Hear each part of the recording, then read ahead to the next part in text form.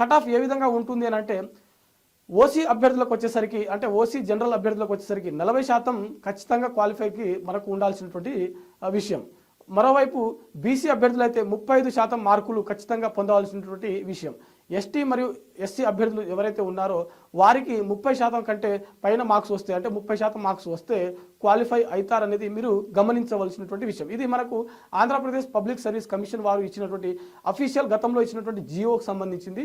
మరి దీంట్లో ప్రస్తుతం ఉన్నటువంటి ఈ ఫారెస్ట్ బీట్ ఆఫీసర్ సంబంధించిన నోటిఫికేషన్ ఏదైతే ఉందో దాంట్లో ఎక్కడ కూడా ఈ యొక్క క్వాలిఫైయింగ్ పర్సంటేజ్ అనేది మెన్షన్ చేయలేదు. కానీ గతంలో ఇచ్చినటువంటి జియో నెంబర్ MS-05 ఏదైతే ఉందో దాన్ని మనం ఆధారంగా అంటే అక్కడ ఒక లైన్ మెన్షన్ చేయడం జరిగింది నోటిఫికేషన్లో. మనకి పేజ్ నెంబర్ 10 అనుకుంటాను, 10వ నెంబర్ పేజ్ నెంబర్ 10లో నోటిఫికేషన్ ఏదైతే ఉందో దాంట్లో మెన్షన్ చేయడం జరిగింది. సో దాన్ని మనం చూసుకున్నట్లయితే ఖచ్చితంగా ఎస్టీ ఎస్సీలకు 30%, బీసీలకు 35%, ఓసీ జనరల్ అభ్యర్థులు ఎవరైతే ఉన్నారో వారికి 40% మార్క్స్ వస్తే క్వాలిఫై అయ్యేటువంటి అవకాశం ఉంది అనేది మీరు గమనించవలసినటువంటి విషయం. ఒకవేళ ఏపీపీఎస్సీ వారు మనకు మరొక ప్రెస్ నోట్ ఇచ్చి 1:15 లేకపోతే 1:50 రేషియోలో తీసుకున్నట్లయితే కానీ మనకు కట్ ఆఫ్ అనేది మారేటువంటి అవకాశం ఉంటుంది. అంతే తప్ప మనకు ప్రస్తుతం ఉన్నటువంటి కట్ ఆఫ్ అయితే కేవలం 30, 35, 40% మాత్రమే అనేది అభ్యర్థులు గమనించవలసినటువంటి విషయం. క్వశ్చన్ పేపర్ ఏ విధంగా వచ్చిందని మనం గమనించినట్లయితే మరీ టఫ్ కాదు, మరీ ఈజీ కాదు, మోడరేట్గా వచ్చిందని చెప్పి అభ్యర్థులు అయితే గమనించవలసినటువంటి విషయం. ఫారెస్ట్ బీట్ ఆఫీసర్ సంబంధించిన పరీక్షకు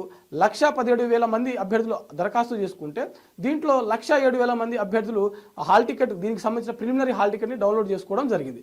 దీంట్లో దాదాపుగా 97 చిల్లర అంటే 97,000 చిల్లర మంది అభ్యర్థులు ఎగ్జామ్కి హాజరవ్వడం జరిగింది.